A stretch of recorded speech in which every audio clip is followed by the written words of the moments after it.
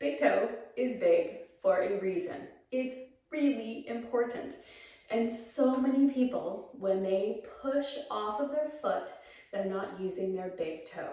The way that it is designed is that when you contact the ground, it's usually on the outside of your heel, optimally, and then that line of force transfers so that when you go to push off, you're pushing off of your big toe.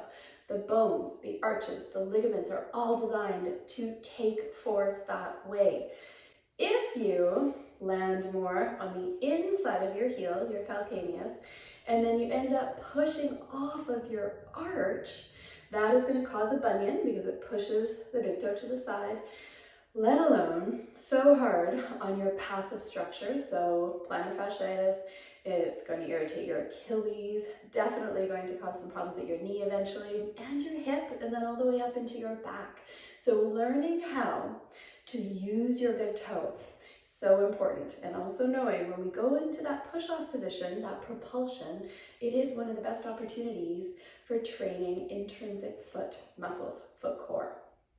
Set up with a band around the big toe so that you're pulling it into alignment with that whole first ray.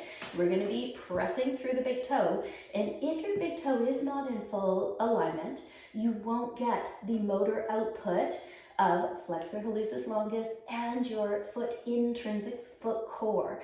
If it is in alignment, when you root down, you're going to get a nice optimal motor output. So the drill is, with the toes banded, find weight on the outside of your heels. Make sure the knees are soft. Then, keeping the weight on the outside of your heels, I want you to press the big toe down. Doesn't matter if the other toes are up. If you like that, go ahead. But I want you to dent the ground. Those toes should be blanched, the big toes. Hold for 10 seconds.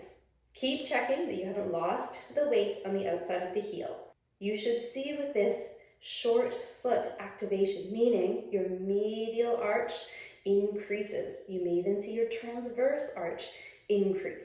Another option is a 1 second press and release. 1 second press and release. You can make this more dynamic, so start with weight on the outside of your heel and rock, pressing through. Start with weight on the outside, rock, press through. This is grooving that pattern for walking, but make sure that big toe is in proper alignment. You will not get the proper loading of FHL, flexor hallucis longus, or get that motor output of your foot core, the intrinsics, if you don't have your big toe in alignment. You can also do this rocker drill leaning into a wall a little bit. So coming through, pressing up. Just ensure that big toe is straight. It's in good alignment. You can also do these propulsion drills in a wall sit position. So find weight on the outside of the heel, then come through and press up. Come on down, come through, root the big toe into the ground, come on up.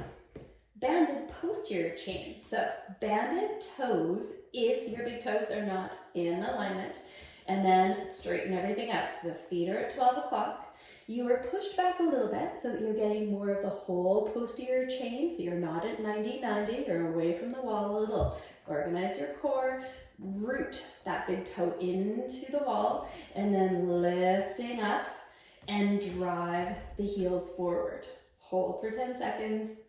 Keep rooting that big toe into the wall, lift the hips, push the heels forward, posterior chain. Progressing from here, doing a hamstring roller bridge. Toes are banded if they are not straight. You are going to drive your forefoot into the block, come up into a bridge, and then drive the heels forward. So remembering, your foot is the whip at the end of your entire posterior chain. So you may feel your calf cramping, you might feel your hamstring cramp, you might actually feel it in the intrinsics of your foot, but we want that entire posterior chain working together.